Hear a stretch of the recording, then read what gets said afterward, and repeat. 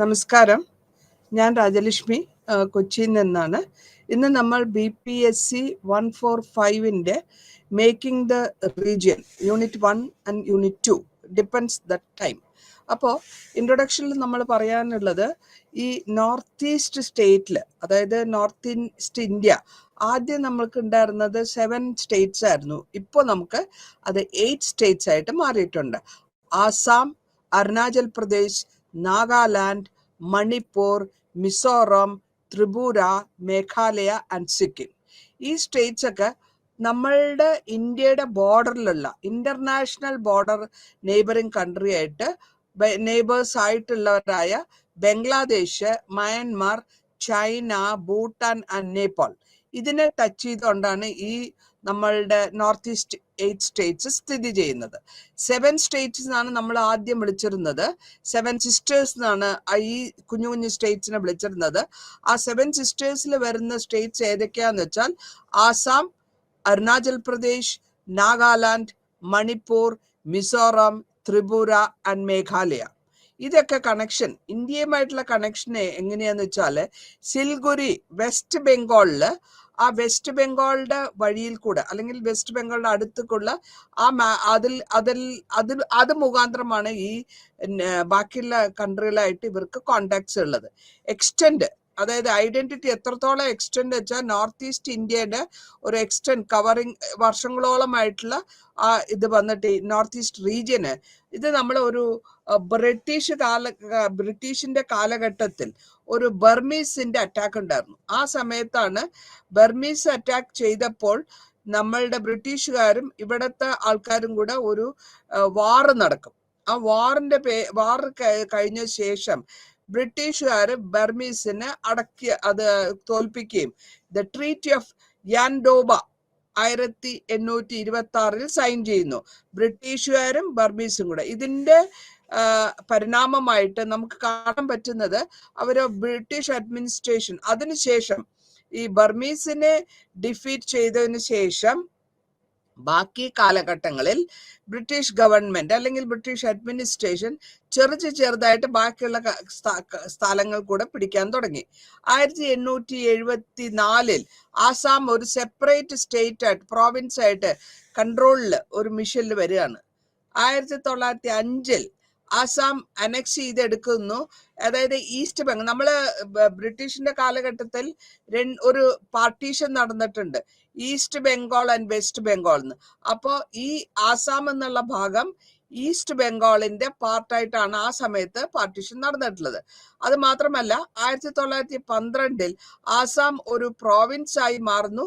ആ പ്രോവിൻസ് ആയി മാറുന്ന ശേഷവും അതേമാതിരി ലേറ്റർ ഓൺ 1919 ആസാമിന് ഒരു ഗവർണറുടെ റൂളിൽ, അതായത് under the rule of governor എന്ന് പറയാം, ഒരു ആക്ട് പ്രകാരം ഗവൺമെന്റ് ഓഫ് ഇന്ത്യ 1919 ഒരു ആക്ട് മുഖാന്തരം ഗവർണറിന്റെ കൺട്രോളിൽ കൊണ്ടുവരുന്നു. ഇതിനുശേഷം 1935 ഗവർണറിന്റെ rule according to government of ഇന്ത്യയുടെ ആക്ട്, ആ ആക്ട് 1935 പാസ്സാവുന്നത്. ഇതിനുശേഷം നോർത്ത് ഈസ്റ്റ് ഇന്ത്യയിലെ ഹിൽസും പ്ലെയിൻസ് ഉള്ള ഏരിയകൾ, ഇതെല്ലാം കൂടെ കോമൺ ആയിട്ട് വരുന്ന ലാംഗ്വേജ്, അതേമാതിരി എക്കണോമിക് ഡെവലപ്മെന്റ്, എഡ്യൂക്കേഷണൽ അറ്റൈൻമെന്റ്, ഇതാണ് നമ്മൾ ഉദ്ദേശിക്കുന്നത്. ഈ 1935 പാസ്സായ Indian act, government of Indian ആക്ടില് ചില ഏരിയയിൽ പറയുന്നു എക്സ്ക്ലൂഡഡ്, ചില ഏരിയയിൽ പാർഷ്യലി എക്സ്ക്ലൂഡഡ്. എക്സ്ക്ലൂഡഡ് എന്ന് പറഞ്ഞു കഴിഞ്ഞാൽ ബഹുദര് മാറ്റിവെക്കുക അല്ലെങ്കിൽ അവരുടെ കാര്യങ്ങൾ തലയിടാണ്ടിരിക്കുക. പാർഷ്യലി എക്സ്ക്ലൂഡഡ് എന്ന് പറഞ്ഞ വേറൊരു ഏരിയ.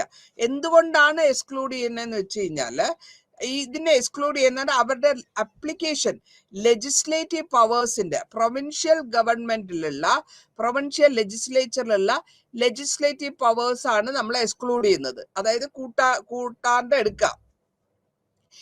ഇതേമാതിരി തന്നെ ഈ ആപ്ലിക്കബിൾ ആയിട്ടുള്ള ആക്ട്സിനെയും ഗവർണറെയും അത് ഗവർണറുടെ ഡിസ്ക്രിപ്ഷനിലേക്ക് വിട്ടുകൊടുത്തിരിക്കുക. ഗവർണർക്ക് വേണമെങ്കിൽ ചെയ്യാം, അല്ലെങ്കിൽ വേണ്ട. അങ്ങനെ അതാണ് എക്സ്ക്ലൂഡഡ് ആൻഡ് പാർഷ്യലി എക്സ്ക്ലൂഡഡ് എന്ന് നമ്മൾ പറയുന്നത്.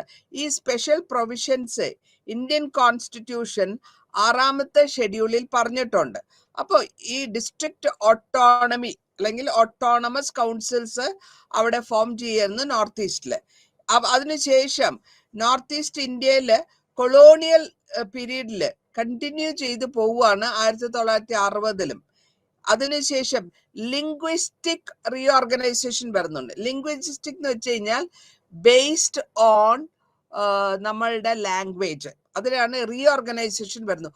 ഓരോ സ്റ്റേറ്റ്സിലും ലാംഗ്വേജിനെ ബേസ് ചെയ്തിട്ടുള്ള റീഓർഗനൈസേഷൻ വരികയാണ്. അപ്പൊ ഇങ്ങനെ വരുമ്പോൾ നോർത്ത് ഈസ്റ്റ് റീജിയനിൽ മുഴുവനും നിങ്ങൾക്ക് ഈ മാപ്പിൽ നോക്കിയാൽ കാണാൻ പറ്റും. അതിനാണ് നമ്മൾ ആ സിക്കിമിന്റെ ഭാഗം നോക്കൂ, we call it as chickens head എന്ന് പറയും. അപ്പൊ ക്രിയേഷൻ കഴിഞ്ഞ ശേഷം നോർത്ത് ഈസ്റ്റ് റീജിയനിൽ ഫസ്റ്റ് ആയിട്ടുള്ള അക്കോമഡേറ്റ് ആയിട്ടുള്ള ആദ്യത്തെ 7 സ്റ്റേറ്റ്സ്, പിന്നെയാണ് അഡീഷൻ ആയിട്ടാണ് 8ാമത്തെ സ്റ്റേറ്റ് ആയിട്ടാണ് സിക്കിം വരുന്നത്. സിക്കിം വന്നതിന് ശേഷം നമ്മളുടെ ഇൻഡിപെൻഡൻസിന് ശേഷമാണ് ഈ റീഓർഗനൈസേഷൻ നടക്കുന്നത് ആസാമിൽ 1970-ലും. അതിനുശേഷം 3 administrative institutions, north eastern council, common high court, common governor, ഇത് 3ഉം ഒരുമിച്ച് കൊണ്ടുവരാണ്. അപ്പൊ ഈ ഒപ്പീനിയൻ വരുമ്പോ നോർത്ത് ഈസ്റ്റ് ഇന്ത്യയില് ഒരു റീജിയൻ പുതിയതായിട്ട് വരുന്ന അഡ്മിനിസ്ട്രേറ്റീവ് കൺസെപ്റ്റിന് വേണ്ടിയിട്ട് ഒരു പബ്ലിക് ഇമാജിനേഷൻ കൊണ്ടുവരാണ്. ആസാമില് 2 തരത്തിലുള്ള പാർലമെന്ററി ലെജിസ്ലേഷൻ പാസ്സാക്കുന്നു. 1971-ൽ 71-ൽ പാസ്സായതിന്റെ പേര് north eastern areas reorganisation act എന്ന് പറയും.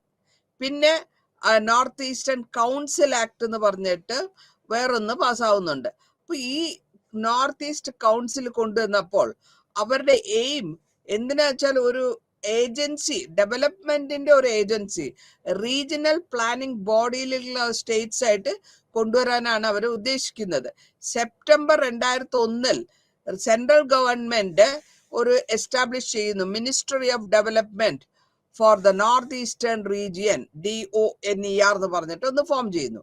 നോഡൽ ഡിപ്പാർട്ട്മെന്റ് ആണ് സെൻട്രൽ ഗവൺമെന്റിന്. അപ്പൊ അവിടെ എന്താ വരുന്നത്, സോഷ്യൽ ഇക്കണോമിക് ഡെവലപ്മെന്റ്സ് ആണ് വരുന്നത്. 8 സ്റ്റേറ്റിന്റെ കൂടെ വരികയാണ്. ഇതിനുശേഷം നമുക്ക് കാണാൻ പറ്റുന്നത് നോർത്ത് ഈസ്റ്റേൺ NEEC അതിന്റെ ഈ ഡോണർ എന്നുള്ളതിന്റെ ഫോർമേഷനിലേക്ക് കൊണ്ടുവരുന്നു. സിക്കിം മെമ്പറായിട്ട് 2002 മുതൽ Sikkim north eastern council amendment കൊണ്ടുവരികയും 2002-ൽ NER എന്ന് പറഞ്ഞ 8 സ്റ്റേറ്റിനെ നോർത്ത് ഈസ്റ്റേൺ റീജിയൻ എന്ന് പറഞ്ഞിട്ട് കൊണ്ടുവരുന്നു. പിന്നെ നമുക്ക് നോക്കാനുള്ളത് നോർത്ത് ഈസ്റ്റേൺ എമർജൻസി അല്ലെങ്കിൽ ഈ നേരത്തെ പറഞ്ഞ മാതിരി തന്നെ നോർത്ത് ഈസ്റ്റ് റീജിയൻ ആയിട്ട് വരുമ്പോൾ സ്റ്റേറ്റ് ഓഫ് ആസാം, നാഗാലാൻഡ് 1963-ൽ, മേഘാലയ വരുന്നത് 1972-ൽ, അരുണാചൽ പ്രദേശും മിസോറവും 1987. ഇതൊക്കെ നേരത്തെ യൂണിയൻ ടെറിട്ടറീസ് ആയിരുന്നു. അത് 72-ൽ വരെ യൂണിയൻ ടെറിട്ടറീസ് ആയിരുന്നു. ഇതിൽ 2-ൽ മണിപ്പൂറും ത്രിപുരയും പ്രിൻസ്ലി സ്റ്റേറ്റിൽ കൂടെ കൊളോണിയൽ പീരീഡിൽ, ആ സമയത്ത് കൊളോണിയൽ പീരീഡ് എന്ന് പറയുമ്പോൾ ബ്രിട്ടീഷുകാരുടെ കാലഘട്ടങ്ങളിൽ മണിപ്പൂറും ത്രിപുരയും ഒരു രാജഭരണത്തിലുണ്ടായിരുന്നു. അതാണ് പ്രിൻസ്ലി സ്റ്റേറ്റ് എന്ന് പറയാ. അപ്പൊ അവർക്ക് പ്രിൻസ്ലി സ്റ്റേറ്റ് ആയിട്ട് ഇരിക്കുമ്പോൾ ആ അഡ്മിനിസ്ട്രേറ്റീവ് യൂണിറ്റിനെയാണ് നോർത്ത് ഈസ്റ്റ് ഫ്രോണ്ടിയർ ഏജൻസി എന്ന് വിളിച്ചിരുന്നത്.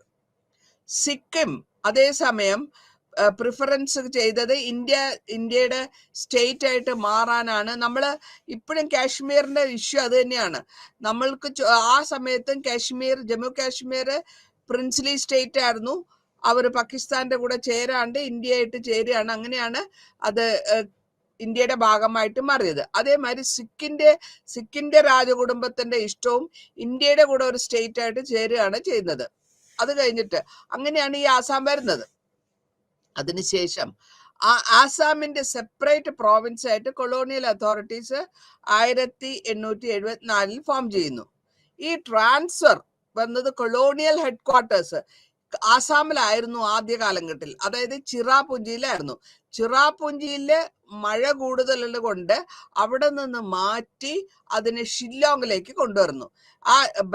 ബ്രിട്ടീഷ് അന്ന് ട്രാൻസ്ഫർ ചെയ്യുന്ന ഹെഡ്ക്വാർട്ടേഴ്സ് സിറാപുഞ്ചിയിൽ നിന്ന് കൺവീനിയന്റ് അല്ലാത്തത് കൊണ്ടും ഹയസ്റ്റ് റെയിൻഫോൾ ആണ് സിറാപുഞ്ചിയിൽ നടക്കുന്നത്. അതുകൊണ്ട് അതിനെ മാറ്റി നമ്മൾ ഷില്ലോങ്ങിലേക്ക്, ക്യാപിറ്റലിലേക്ക് കൊണ്ടുവരുന്നു. ഇവരുടെ അഡ്മിനിസ്ട്രേറ്റീവ് യൂണിറ്റ് 1826 തുടങ്ങി ആസാമിന്റെ ഒരു ഭാഗങ്ങൾ മുഴുവൻ ബ്രിട്ടീഷിന്റെ കൺട്രോളിലാണ്. 1826 ട്രീറ്റി ഓഫ് യഡോബ്, അതായത് ബ്രിട്ടീഷുകാരും ബർമീസിന്റെയും കൂടെ വന്നതിന് ശേഷം ആ ഒരു പൊളിറ്റിക്കൽ കോൺടെസ്റ്റിൽ ആ സൈൻ ചെയ്തു. ബർമീസ് ഇങ്ങനെ അഹം എന്ന് പറഞ്ഞിട്ട് ഒരു സ്റ്റേറ്റ്സ് ഉണ്ട്, അതിലേക്ക് കയറി വരുമ്പോഴത്തേക്കും അത് അവര് ബ്രിട്ടീഷ് ഇന്റർഫിയർ ചെയ്യുകയും അതിനുശേഷം ആ അഹം കിങ്ങിനെ ഡിഫീറ്റ് ചെയ്തിട്ടാണ് ഈ സിഗ്നേച്ചർ ഇടുന്നത് ട്രീറ്റിയിൽ. ഇങ്ങനെ ഈ ട്രീറ്റിക്ക് ശേഷം ബാക്കിയുള്ള ഭാഗങ്ങൾ, അതായത് കൊളോണിയൽ റൂൾസിൽ വരുന്ന ബാക്കി ഭാഗങ്ങൾ, അതായത് അപ്പർ ആസാം 1932 അനക്സ് ചെയ്യുന്നു. മട്ടക് എന്ന് പറഞ്ഞിട്ടുള്ള ഭാഗം 1842. കാസി സ്റ്റേറ്റ് വരുന്നത് ആംഗ്ലോ കാസി വാർ നടക്കുന്നുണ്ട് 1829 മുതൽ 33 വരെ. ഗാരോ ഹിൽസ് അനക്സ് ചെയ്യുന്നത് അല്ലെങ്കിൽ പിടിച്ചെടുക്കുന്നത് 1873. ഫോളോയിങ് ഇതിനു ശേഷം ഡിഫറെന്റ് ഏരിയാസ്, മലകളും പ്ലെയിൻസും ഇൻക്ലൂഡ് ചെയ്തിട്ടുള്ള പ്രോവിൻസ് ആണ് ആസാം. ആസാമിന്റെ ഫോർമേഷൻ 1874 തുടങ്ങി ഹില്ലി ഏരിയാസിലും ബ്രഹ്മപുത്ര ബറാക് വാലീസിലാണ് വരുന്നത്. ഈ ഷേപ്പില് ആസാം കണ്ടിന്യൂ ചെയ്തുകൊണ്ട് പോവാണ്. യൂണിയൻ ടെറിട്ടറീസിലും ആസാമിന്റെ ഭാഗത്ത് നിന്ന് എടുക്കുന്നു. അങ്ങനെ വരുമ്പോ പോയിന്റ്സ് ഓഫ് ടൈമിൽ വരുമ്പോ നാഗാലാൻഡ് 1963, മേഘാലയ, ത്രിപുര, മണിപ്പൂർ സ്റ്റേറ്റ് 1972, പിന്നെ അരുണാചൽ പ്രദേശ്, മിസോറം യൂണിയൻ ടെറിട്ടറീസ് ആയിരുന്നത് 1972 അത് സ്റ്റേറ്റ് ആയിട്ട് മാറുന്നു 1987. ഇനി നമ്മൾ പഠിക്കാൻ പോകുന്നത് എന്താന്ന് വെച്ചാൽ ഈ നേരത്തെ പറഞ്ഞ മണിപ്പൂർ ആൻഡ് ത്രിപുര എന്നുള്ള 2 സ്റ്റേറ്റ് ആണ്, ബോർഡർ സ്റ്റേറ്റ് ആണ്. ഈ മണിപ്പൂർ ഷെയർ ചെയ്യുന്നത് നാഗാലാൻഡ്, നോർത്തിലുള്ള നാഗാലാൻഡിലും ആസാം വെസ്റ്റിലും സൗത്ത് ഈസ്റ്റ് ഭാഗത്ത് Mizoram and Myanmar in the south and ഈസ്റ്റില്. അപ്പൊ ഈ ത്രിപുര ഷെയർ ചെയ്യുന്ന ബോർഡർ എങ്ങനെയാന്ന് വെച്ചാൽ മിസോറം, ആസാം നോർത്ത് ഈസ്റ്റില്, Bangladesh in the north, south and west. Manipur Mizoram state divide ചെയ്ത് വരുമ്പോൾ കൊളോണിയൽ പീരീഡിൽ തന്നെ കണ്ടിന്യൂ ചെയ്യാണ്. ഈ ആക്സഷന് ശേഷം ഇന്ത്യയുമായിട്ട് ചേർന്ന ശേഷം അത് കാറ്റഗറി സി സ്റ്റേറ്റ് ആയിട്ട് മാറുന്നു. കാറ്റഗറി സി സ്റ്റേറ്റ് എന്ന് പറയുമ്പോൾ ആ ലോ പ്രകാരം 1950 അത് സി സ്റ്റേറ്റിലേക്ക് വരുന്നത്. അവിടെ വരുന്നത് ഗവർണർ അല്ലെങ്കിൽ ലഫ്റ്റനന്റ് ഗവർണർ, സെൻട്രൽ ഗവൺമെന്റില് താഴെ വരുന്ന സ്റ്റേറ്റിനെയാണ് കാറ്റഗറി സി എന്ന് പറയാ. അപ്പൊ അവിടെ ഗവർണർ അയക്കും, സെൻട്രൽ ഗവൺമെന്റ് ഗവർണർ ആയിരിക്കും റൂൾ ചെയ്യുക. ഈ ഭാഗങ്ങളിൽ മധുര, മണിപ്പൂർ 1956 ആക്ട് പ്രകാരം മണിപ്പൂർ, ത്രിപുര യൂണിയൻ ടെറിട്ടറീസ് ആയിട്ട് 1956 എടുക്കുന്നു. പിന്നെ അവിടുത്തെ മണിപ്പൂർ ആൻഡ് ത്രിപുരയിലുള്ള മെമ്പേഴ്സ് SRC എന്ന് പറയുന്നത് സ്റ്റുഡന്റ് റെസിഡൻഷ്യൽ കൗൺസിലാണ്, റിസർച്ച് കൗൺസിൽ. അവരുടെ വിസിറ്റ് പ്രകാരവും അവരുടെ സ്റ്റുഡൻസിന്റെ സ്റ്റേറ്റ് കൊണ്ട് ചോദിക്കുകയാണ്. ആ സ്റ്റേറ്റ് കൊണ്ട് ചോദിച്ചിട്ട് മർജ് ചെയ്ത് ത്രിപുര കൊണ്ടുവരിക്കാനാണ് ഉദ്ദേശിക്കുന്നത്. അതിനുശേഷം union territories of Manipur and Tripura സ്റ്റേറ്റിൽ ഉണ്ടാക്കി 1972 മാറി. ഇനി നമുക്ക് നോക്കാൻ പറ്റുന്നത് അടുത്ത ഭാഗം മേഘാലയ ആൻഡ് നാഗാലാൻഡ്, മിസോറം എങ്ങനെ വന്നു. ഈ Meghalaya and state of Meghalaya 3 ഭാഗത്ത് മലകളാണ്. Assam, the Khasi hills, the Jaintia hills and Garo hills. ഈ ഭാഗത്ത് നിന്നാണ് ഈ മേഘാലയ വരുന്നത്, സ്ഥിതി ചെയ്യുന്നത്. അപ്പൊ ഈ ഹിൽസിന്റെ ഇടയിൽ ബ്രിട്ടീഷിന്റെ കാലഘട്ടത്തിൽ ആംഗ്ലോ കാസി വാർ നടക്കുകയും ആ നടന്നത് ആസാമിന്റെ ഹില്ലി ഡിസ്ട്രിക്ട്സിൽ വരുന്നു. അതിന് ശേഷമാണ് മലമ്പ്രദേശമാണ് ആസാം. 1987 ഫോർമേഷൻ കൊടുക്കുകയാണ്. ഇതിനുശേഷം ഷില്ലോങ് ക്യാപിറ്റൽ ആണ് ആസാമിന്റെ. ആ സമയത്ത് ഉണ്ടായിരുന്ന ക്യാപിറ്റൽ. 1960 ഡിമാൻഡ് വരുന്നുണ്ട് ഫോർമേഷൻ ഓഫ് ഹിൽ. അത് ഫോർ ഒരു ഹിൽ സ്റ്റേറ്റ് മാത്രമായിട്ട് വേണമെന്നൊരു ഡിമാൻഡ് വരുന്നു. ഈ ഡിമാൻഡിനെ ഒപ്പോസ് ചെയ്യുന്നത് ലാംഗ്വേജ് പോളിസിയാണ്, ആസാമിന്റെ ഗവൺമെന്റിന്റെ ലാംഗ്വേജ് പോളിസി. അപ്പൊ അതിൽ അവർക്ക് താല്പര്യക്കുറവുണ്ടാവുന്നു. ആ ഷെഡ്യൂൾ, നമ്മുടെ പ്രൊവിഷൻസ് ഉള്ള 6ാമത്തെ ഷെഡ്യൂളിൽ പറഞ്ഞിട്ടുണ്ട്, ഒപ്പീനിയനിൽ സേഫ് ഗാർഡ് ചെയ്യേണ്ട ഒരു കാര്യമുണ്ടെന്ന് പറഞ്ഞിട്ടുണ്ട്. അപ്പൊ ഈ ഗവൺമെന്റ് എന്താ ചെയ്യുന്നത് വെച്ചാല്, പട്ടാസ്കർ കമ്മീഷൻ വരുന്നു 65-66. ചെയർമാൻഷിപ്പ് ആരായെന്ന് വെച്ചാൽ HB പട്ടാസ്കർ ആണ്. ഈ ഡിമാൻഡിനെ ഒരു ഹിൽ സ്റ്റേറ്റ് ആയിട്ട് മാറ്റാനുള്ള ഡിമാൻഡിനെ അവര് ആലോചിക്കുകയാണ്. അതിനുശേഷം ഒരു കമ്മീഷൻ കൊടുക്കുന്നു. ഈ കമ്മീഷൻ റെക്കമെൻഡേഷൻ ചെയ്യുന്നത് ആ സ്റ്റേറ്റ് ഓഫ് മേഘാലയ വേറെ വേണ്ട, within the state of Assam തന്നെ ഉണ്ടാക്കിയാൽ മതി. ഇൻസ്റ്റെഡ് ഓഫ് പുതിയൊരു സ്റ്റേറ്റ് കൂടി കൊടുക്കുന്നതിന് പകരം മേഘാലയ എന്ന് പറഞ്ഞ സ്റ്റേറ്റ് ആസാമിന്റെ അകത്ത് തന്നെ വരുന്ന മാതിരി ഉണ്ടാക്കിയാൽ മതി എന്ന് പറയുന്നു. അങ്ങനെ പാർലമെന്റ് പാസ്സാക്കുകയാണ് ആസാം റീഓർഗനൈസേഷൻ ആക്ട് 1969. റീഓർഗനൈസ് ചെയ്ത് വരുമ്പോഴാണ് അവിടെ മേഘാലയ എന്നുള്ള ഒരു ഫോർമേഷൻ വരുന്നത്, ഒരു സ്റ്റേറ്റിന്റെ ഫോർമേഷൻ വരുന്നു. മേഘാലയ എന്ന് പറയുന്ന സ്റ്റേറ്റ് ആയിട്ട് മാറുന്നത് ആസാമിന്റെ അകത്ത് തന്നെയാണ്. ഇവിടെ യുണൈറ്റഡ് കാസി ജെയിൻത ഹിൽസും ആ ഡിസ്ട്രിക്റ്റും ഗാരോ ഹിൽസ് ഡിസ്ട്രിക്റ്റും അതിനെ ഡിഫൈൻ ചെയ്ത് എടുക്കുന്നു. ഓട്ടോണമസ് ആയിട്ടുള്ള സ്റ്റേറ്റ് ആണ് ആസാം. ഓട്ടോണമസ് സ്വന്തം ഭരണം, സ്റ്റേറ്റ് വിത്തിൻ ദ സ്റ്റേറ്റ് എന്ന് വേണമെങ്കിൽ വരാം. അങ്ങനെ അതിന് ലെവലിലേക്ക് കൊണ്ടുവന്ന് 1972 അതിനെ ഒരു സ്റ്റേറ്റ്ഹുഡിന്റെ, സ്റ്റേറ്റിന്റെ സ്വന്തമായിട്ടുള്ള ഒരു സ്റ്റേറ്റ് എന്നുള്ള സ്ഥാനത്തിലേക്ക് എത്തിക്കുകയാണ്. ഇതിന് ശേഷം ചില ഭാഗങ്ങളുണ്ട്. നോർത്ത് ഈസ്റ്റില് ലുസ്ലി ഹിൽസ്, മിസോ ഹിൽസ് എന്നായിരുന്നു പഴയ പേര്. അതിന്റെ കൊളോണിയൽ അഡ്മിനിസ്ട്രേഷൻ ടൈമില് 1989 5 കൊല്ലം 50 വർഷം അതിനാണ് പിന്നെ അതിനെ ആസാം എന്നുള്ള ലെവലിലേക്ക് പാച്ചു എന്ന് പറഞ്ഞിട്ട് ഒരു നമ്മൾക്കൊരു Mizoram hill district union territory വഴി അരുണാചൽ പ്രദേശ് 1972 ഫോം ആവുന്നു.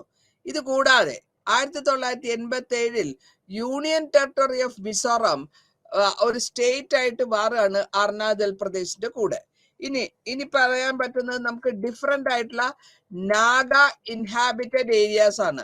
നാഗാസ് ഉള്ള ഏരിയാസ്, നാഗന്മാരെന്ന് പറയും, അല്ലെങ്കിൽ അവര് ഹില്ലി മുഴുവനും ട്രൈബൽസ് ആണ് ഇവര്. അവരുടെ ബ്രിട്ടീഷിന്റെ കാലഘട്ടത്തിൽ ഈ നാഗാസ് ഏരിയ പിടിച്ചെടുക്കുകയും നാഗ ഹിൽസ് ഒക്കെ 1835 പിടിച്ചെടുക്കുന്നത്. അതേമാതിരി 66 പിടിച്ചിട്ടുണ്ട്. ലോത്ത ഇൻഹാബിറ്റഡ് ഏരിയ പിടിച്ചെടുക്കുന്നത് 1875. അഹോ എന്ന് പറഞ്ഞ സ്ഥലം പിടിച്ചെടുക്കുന്നത് 1899. സേന എന്ന് പറഞ്ഞ സ്ഥലം പിടിച്ചെടുക്കുന്നത് 1904. കൊണയാക്ക് എന്ന് പറഞ്ഞ സ്ഥലം പിടിച്ചെടുക്കുന്നത് 1910. അപ്പൊ ഇങ്ങനെ പല വിധത്തിലുള്ള മലമ്പ്രദേശങ്ങള്, ഈ ഏരിയാസ് മുഴുവനും പല വിധത്തിലുള്ള നാഗാസ് ആണ് ഓക്യുപ്പൈ ചെയ്തിരിക്കുന്നത്. അങ്ങനെയാണ് അതിന് സ്റ്റേറ്റ്ഹുഡ്, നാഗാലാൻഡ് എന്നുള്ള ഒരു സ്റ്റേറ്റ്ഹുഡിന്റെ ഫോർമേഷനിലേക്ക് 1963 വരുന്നു. ഇനി അരുണാചൽ പ്രദേശ് എങ്ങനെ ഫോർമായി നോക്കാം. അരുണാചൽ പ്രദേശ് വരുന്നത് 20-ാം തീയതി, ഫെബ്രുവരി 20-ാം തീയതി 1987.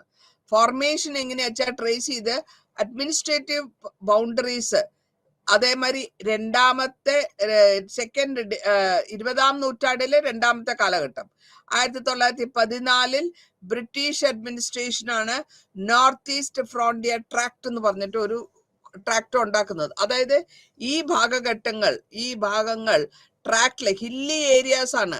ദറാങ്, ലക്ഷ്മിപൂർ ഡിസ്ട്രിക്ട്സ് ആസാമിന്റെ അതൊക്കെയാണ് ചേർന്നിട്ടാണ് Assam frontier tract regulation act ഉണ്ടാക്കുന്നത് 1980. 1954 ഗവൺമെന്റ് ഓഫ് ഇന്ത്യ, അതായത് നമ്മളുടെ ഇതിന് ശേഷം, ഫ്രീഡത്തിന് ശേഷം ഗവൺമെന്റ് ഓഫ് ഇന്ത്യ അതിനെ റീനെയിം ചെയ്യാണ്, പുതിയതായിട്ട് ഒരു പേര് കൊടുക്കുന്നു. ആ പേരാണ് നോർത്ത് ഈസ്റ്റ് ഫ്രോണ്ടിയർ ട്രാക്ട്. നമ്മുടെ ഇന്ത്യയുടെ ഭൂചരിത്ര മാപ്പ് നോക്കുകയാണെങ്കിൽ നോർത്തേൺ സൈഡ് എന്ന് വെച്ചാൽ ടോപ്പ് നോർത്തേൺ സൈഡ്, ഈ ഭാഗങ്ങൾ ഈസ്റ്റേൺ സൈഡിൽ വരുന്നതുകൊണ്ടാണ് ഈസ്റ്റ് ഫ്രോണ്ടിയർ എന്ന് പേര് കൊടുക്കുക. അതേമാതിരി തന്നെ north east frontier agency exist ചെയ്യുന്ന അഡ്മിനിസ്ട്രേറ്റീവ് ബൗണ്ടറി വന്നിട്ട് ആസാമിലേക്ക് കൊണ്ടുവരുന്നു. ഇനി ഈ റീഓർഗനൈസേഷൻ വരുമ്പോൾ നിഫ എന്ന് പറഞ്ഞത് യൂണിയൻ ടെറിട്ടറി ആയിട്ട് മാറിയും ജനുവരി 20, 1972 മുഖാന്തരം. അപ്പൊ യൂണിയൻ ടെറിട്ടറി ഓഫ് അരുണാചൽ പ്രദേശിലെ കൺവേർട്ട് ചെയ്ത് സ്റ്റേറ്റ് ആക്കി മാറ്റുന്നു. ആ സ്റ്റേറ്റിന്റെ പേരും അതേ പേര് തന്നെ, പേര് വ്യത്യാസം വരുന്നില്ല, പക്ഷെ യൂണിയൻ ടെറിട്ടറി എന്നുള്ള ആ സ്റ്റേറ്റസിൽ നിന്ന് അത് സ്വന്തമായിട്ടുള്ള ഒരു സ്റ്റേറ്റ്. യൂണിയൻ ടെറിട്ടറി സ്റ്റേറ്റസ് എന്ന് പറയുമ്പോൾ it is under the government of central government and it will be controlled by a governor. ആ സ്റ്റേറ്റ് മാറി അവിടെ ഒരു സ്റ്റേറ്റ് ആയിട്ട് ഫോം ആണ്. സ്റ്റേറ്റ് ആയിട്ട് ഫോം ആകുമ്പോഴത്തേക്ക് അവർക്ക് സ്റ്റേറ്റ് ഗവൺമെന്റ് ഉണ്ടാക്കാം, ചീഫ് മിനിസ്റ്റർ ഉണ്ടാക്കാം, ബാക്കി മിനിസ്ട്രി ഒരു ലെജിസ്ലേറ്റീവ് അസംബ്ലി ഉണ്ടാക്കാം. ഇതാണ് വ്യത്യാസം. ഇനി സിക്കിം എങ്ങനെയാണ് വരുന്നത്? സിക്കിം ആണ് അടുത്ത ഒരു ചെറിയ കൺട്രി, 22ാമത്തെ സ്റ്റേറ്റ് ആയിട്ട് 1975 സിക്കിം ജോയിൻ ചെയ്ത് ഇന്ത്യ ആയിട്ട്. ലൊക്കേഷൻ ആണെങ്കിലോ നോർത്ത് ഈസ്റ്റേൺ പാർട്ടിലുള്ള 7 സ്റ്റേറ്റ്സിന്റെ അടുത്ത് തന്നെയാണ്. ആസാം, അരുണാചൽ പ്രദേശ്, നാഗാലാൻഡ്, മണിപ്പൂർ, മിസോറാം, ത്രിപുര, മേഘാലയ.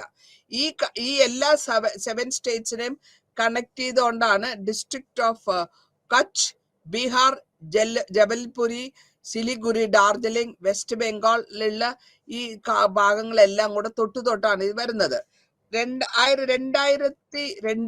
2002 സിക്കിമിനെ ഒരു ചെറിയ മെമ്പറാക്കി നോർത്ത് ഈസ്റ്റേൺ കൗൺസിലിന്റെ ഒരു മെമ്പറാക്കി മാറ്റുന്നു. ഈ ആഡ് ചെയ്തിട്ട് അപ്പൊ കൗൺസിലിന്റെ മെമ്പറായിട്ട് വരുമ്പോൾ ഓട്ടോമാറ്റിക്കലി ഈ 7 സ്റ്റേറ്റ്സ് എന്നുള്ള നേരത്തെ 7 സിസ്റ്റേഴ്സ് സ്റ്റേറ്റ്സ് ഉള്ള എക്സിസ്റ്റിംഗ് ആയിട്ടുള്ളതിന്റെ മെമ്പറായിട്ട് മാറുകയാണ്. അങ്ങനെ വന്നിട്ടാണ് ഈ NEC-യില് ഇവര് സിക്കിം കൂടെ ചേരുകയും ഒരു നോർത്ത് ഈസ്റ്റേൺ ഇന്ത്യ റീജിയന്റെ ഒരു സ്റ്റേറ്റ് ആയിട്ട് അത് മാറുന്നു. കൂടാതെ ഇന്ത്യൻ യൂണിയൻ 1975 സിക്കിം ഒരു സ്റ്റേറ്റ്ഹുഡ് പ്രൊട്ടക്ടറേറ്റ് ഓഫ് ഇന്ത്യ എന്നുള്ള ഇൻഡോ സിക്കിം ട്രീറ്റി സൈൻ ചെയ്യുന്നുണ്ട്. ആ ട്രീറ്റി പ്രകാരം 1950 അത് സൈൻ ചെയ്യുന്നത്. സൈൻഡ് ഗവൺമെന്റ് ഓഫ് ഇന്ത്യയും മൊണാർക്ക് ഓഫ് സിക്കിം. മൊണാർക്ക് എന്ന് വെച്ചാൽ രാജാവാണ്. ഞാൻ നേരത്തെ പറഞ്ഞു ഇത് രാജവാഴ്ചയുള്ള സ്ഥലമായിരുന്നു സിക്കിം. അപ്പൊ രാജാവിന്റെ അഭിപ്രായം, രാജാവിന്റെ താല്പര്യം ഗവൺമെന്റ് ഓഫ് ഇന്ത്യ ആയിട്ട് ജോയിൻ ചെയ്യാനാണ്, മെർജറാണ്. അങ്ങനെയാണ് ഈ മെർജ് ചെയ്ത് ഇന്ത്യയിലേക്ക് അത് മാറ്റി പൊളിറ്റിക്കൽ ആയിട്ടുള്ള അവിടെ ഒരു ഓർഗനൈസേഷൻ, ഒരു Sikkim treaty, Indo Sikkim treaty sign ചെയ്യുന്നു. 1973 ഒപ്പോസിഷൻ പാർട്ടികളും ലീഡേഴ്സ് ആ സമയത്ത് ഒരു അജിറ്റേഷൻ, ഒരു പ്രശ്നം ഉണ്ടാക്കുന്നുണ്ട് പൊളിറ്റിക്കൽ റിഫോംസിൽ.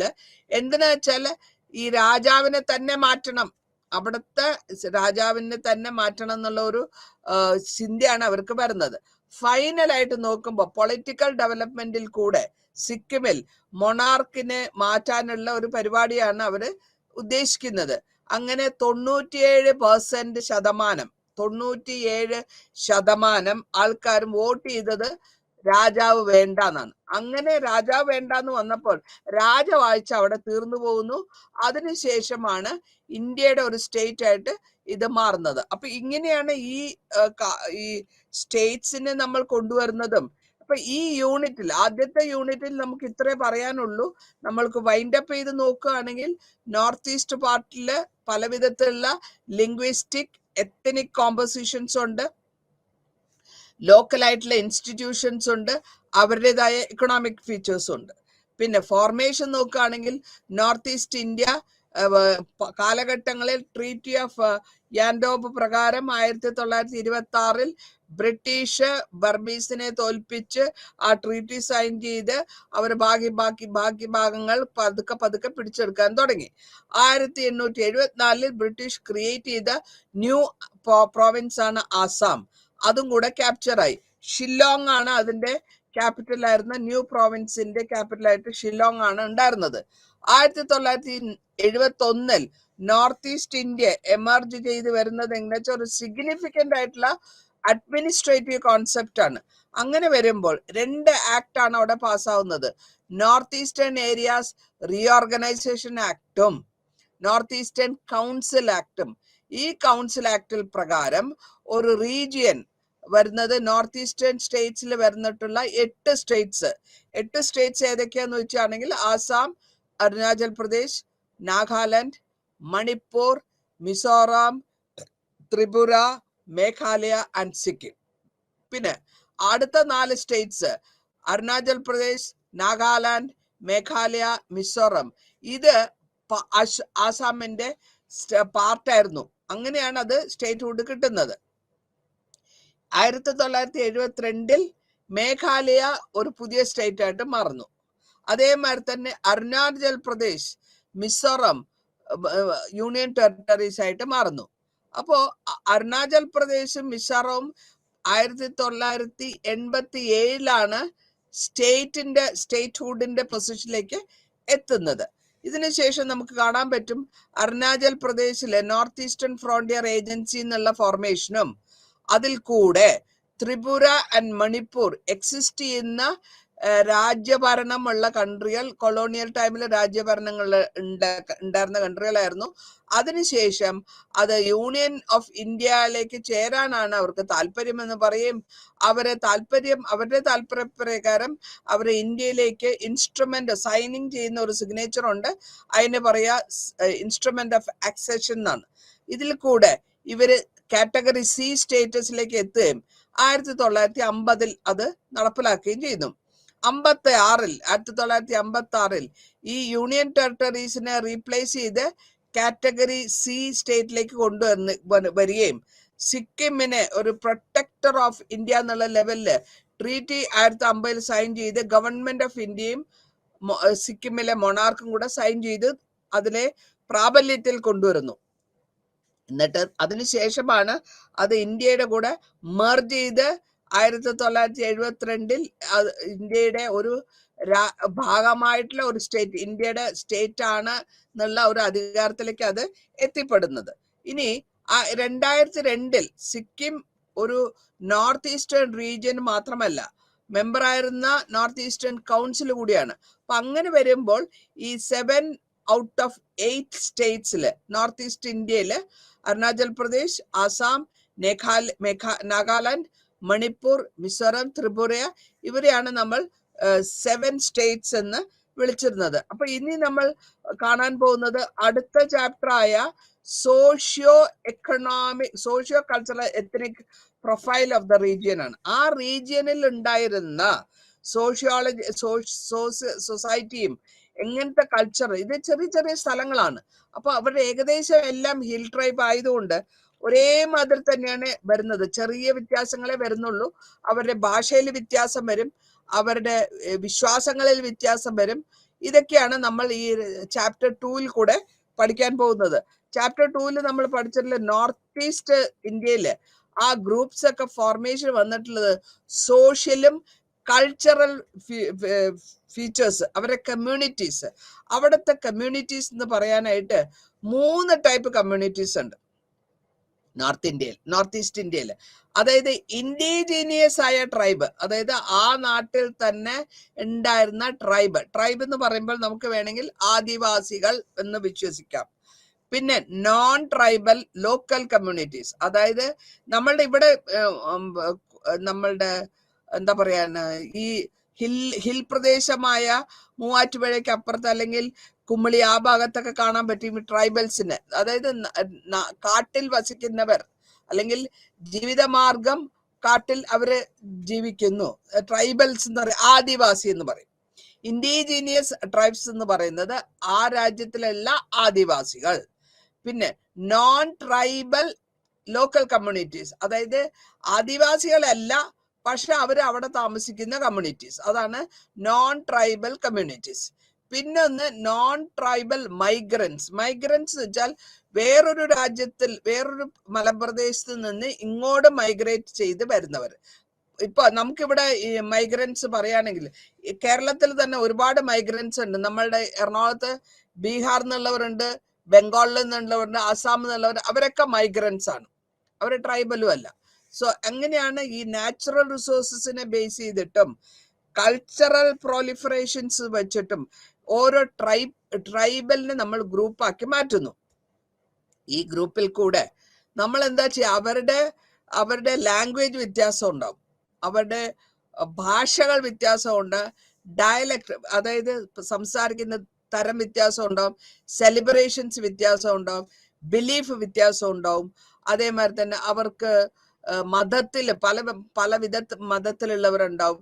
ഇപ്പൊ നമ്മൾ പെരുമ്പാവൂരിൽ പോയാൽ കാണാം പല വിധത്തിലുള്ള നോർത്ത് ഈസ്റ്റ് നിന്ന് വന്നിട്ടുള്ള ബംഗാളി, ബീഹാരീസ്, നമ്മൾ എന്താ പറയാ, ബായ് എന്ന് പറയും. ആ ബായിമാരാണ് ഇപ്പൊ പെരുമ്പാവൂർ മുഴുവനും വർക്ക് ചെയ്യുന്നത്. അവരുടെ നാട്ടിൽ അത്രയും ശമ്പളം, കേരളത്തിൽ കിട്ടുന്ന അത്രയും ശമ്പളം കിട്ടാത്തത് കൊണ്ടാണ് അവർ അവിടെ നിന്ന് മൈഗ്രേറ്റ് ചെയ്ത് ഇവിടെ കേരളം അവർക്ക് ഒരു നമ്മുടെ പേർഷ്യൻ ഗൾഫ് മാതിരിയാണ്. അപ്പൊ ഇവിടെ അവർ കമ്പാരിസൺ ചെയ്യുമ്പോൾ അവരുടെ ശമ്പളം വളരെ കൂടുതലാണ്. അതുകൊണ്ട് എന്ത് ചെയ്യുന്നു, അവരുടെ കുടുംബത്തോടെയാണ് ഈ പെരുമ്പാവൂർ ഏരിയയിൽ താമസിക്കുന്നത്. അപ്പൊ നോർത്ത് ഈസ്റ്റിൽ ഇതേമാതിരി തന്നെ സ്പെസിഫിക് ആയിട്ടുള്ള എത്തനിക് ഗ്രൂപ്പ്സ് ഉണ്ട്. ഈ എത്തനിക് ഗ്രൂപ്പ്സ് പലരും പല സ്ഥലത്ത് വന്നിട്ടുള്ളവരാണ്. അപ്പൊ ഈ എത്തനിക് ഗ്രൂപ്പ്സ് നോർത്ത് ഈസ്റ്റ് ഇന്ത്യയില് നമ്മൾ പഠിച്ചു വരുമ്പോൾ ആദ്യം നമ്മൾ എടുക്കാൻ പോകുന്നത് അരുണാചൽ പ്രദേശിലുള്ള നോർത്ത് എത്തനിക് ഗ്രൂപ്പ്സിനെയാണ്.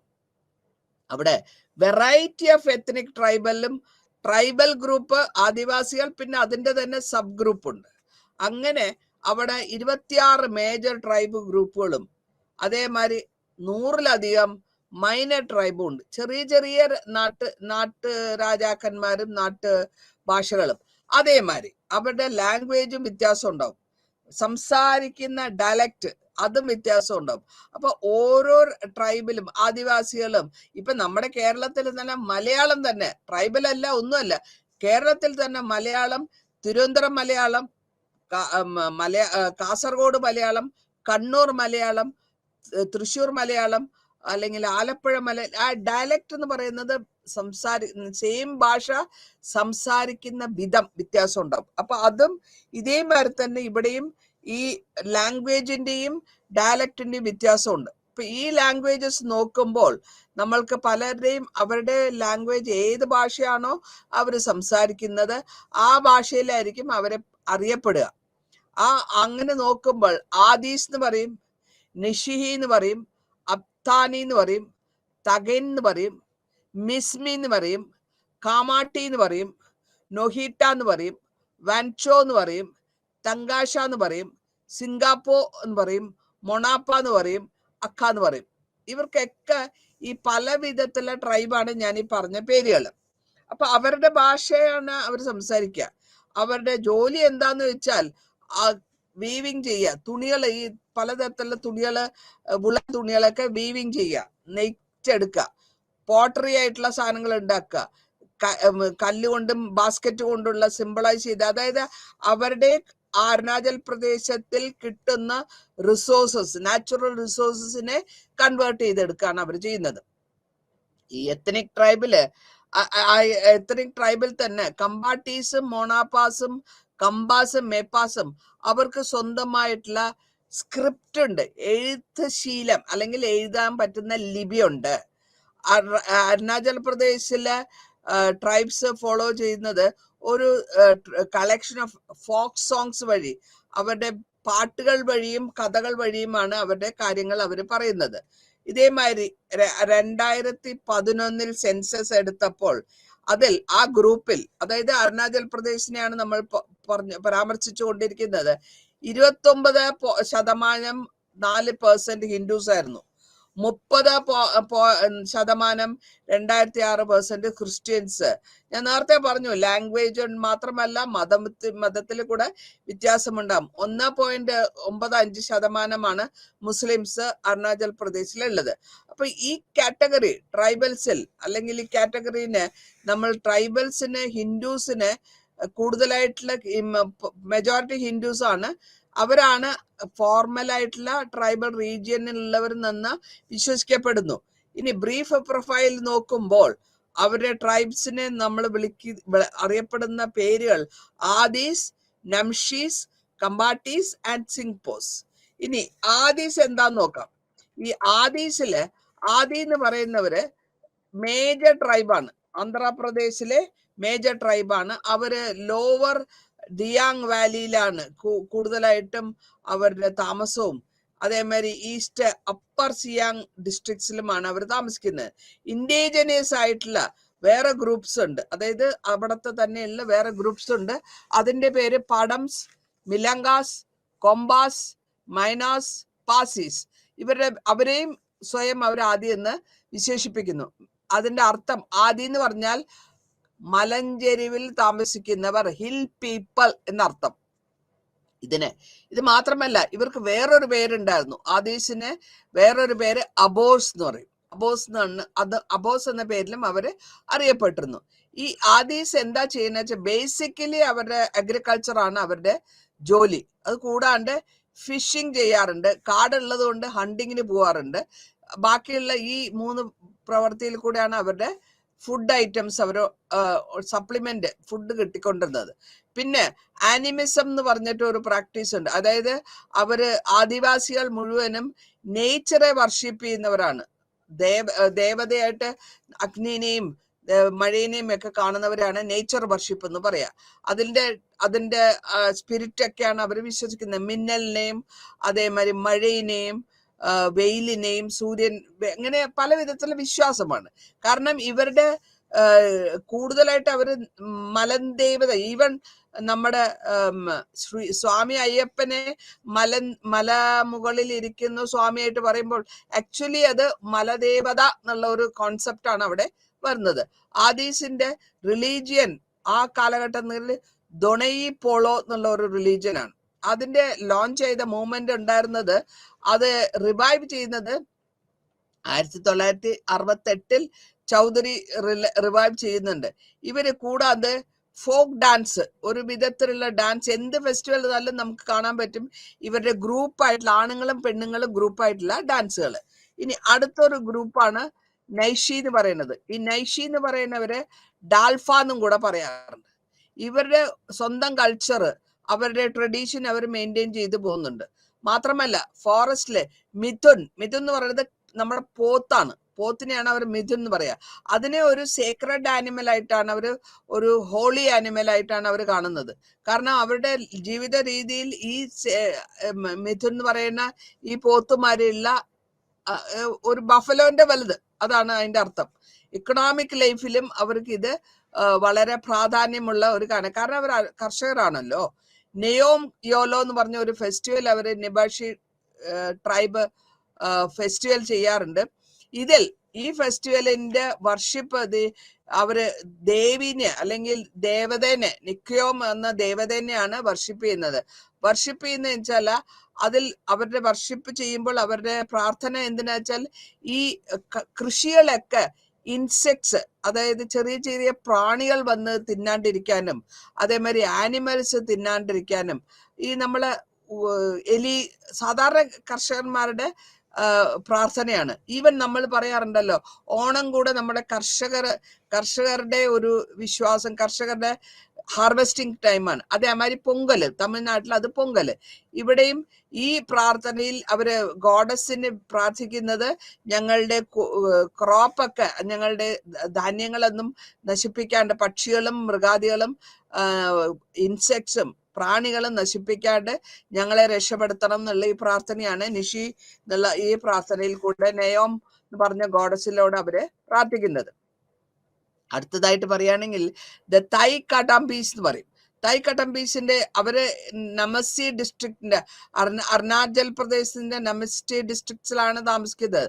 അവര് ഫോളോ ചെയ്യുന്നത് ഹീനയാന ബുദ്ധിസമാണ്. ബുദ്ധിസത്തിന്റെ ഒരു വേർഷനാണ് അവരുടെ ആൾക്കാര്. അപ്പൊ തായ് കടംബീസില് ഒരു ട്രൈബില് നോക്കുമ്പോൾ അവര് സ്ക്രിപ്റ്റ്, ഒരു തായ് സ്ക്രിപ്റ്റ് എന്ന് പറഞ്ഞ ഒരു സാധനം ഉണ്ട്. സ്ക്രിപ്റ്റിൽ കൂടെ അവർ കൊണ്ടുപോകുന്നു. അതായത് സ്ക്രിപ്റ്റ് എന്ന് വെച്ചാൽ എഴുത്ത് ഭാഷ എന്നാണ് അർത്ഥം. എഴുതാനുള്ള ഭാഷ എന്നുള്ളതാണ് സ്ക്രിപ്റ്റിന്റെ ഉദ്ദേശം. ആ സ്ക്രിപ്റ്റിൽ കൂടെ അവർക്ക് അഗ്രികൾച്ചർ, അവരുടെ മെയിൻ ജോലി കർഷകനാണ്. കർഷക പ്രവർത്തികളാണ് അവർ ചെയ്യുന്നത്. അവരുടെ ജീവിത പ്രാധാന്യം കർഷകനാണ്. അപ്പൊ കട്ടാമ്പി ഡാൻസ് എന്ന് പറഞ്ഞിട്ട് ഒരു ഡാൻസ് ഉണ്ട് അവരുടെ. ആ സിംബോളിക്കലി തായ് കടംബീസ് എന്നാണ് അതിനെ പറയുന്നത്. ഈ കടംബി ഡാൻസില് ഡാൻസ് ആൻഡ് ഡ്രാമ ടുഗദർ ആണ്, ഒരു മിക്സറാണ്. ഡാൻസ് ഡ്രാമ നമ്മൾക്ക് വേണമെങ്കിൽ നമ്മളുടെ നാടകങ്ങളും ഡാൻസും കൂടെ ചേർന്നിട്ടുള്ള ഫോർമേഷൻ ഉണ്ടല്ലോ, അതുമാതിരി. അതായത് ഈ റിച്ച് ആയിട്ടുള്ള കൾച്ചർ, ബുദ്ധിസ്റ്റിന്റെ കൾച്ചർ, മോറൽ വാല്യൂസ് ഒക്കെ കഥാരൂപേണ ഡാൻസ് രൂപേണ മനുഷ്യന്മാർക്ക് പറഞ്ഞു കൊടുക്കുന്നതാണ് ഈ കട്ടാമ്പി ഡാൻസ് എന്ന് ഉദ്ദേശിക്കുന്നു. മോറൽ സൈഡ്, വാല്യൂസ്, ലൈഫിന്റെ വാല്യൂസ് ഒക്കെ ഇതുവഴിയാണ് അവർ പരാമർശിച്ചു പോകുന്നത്.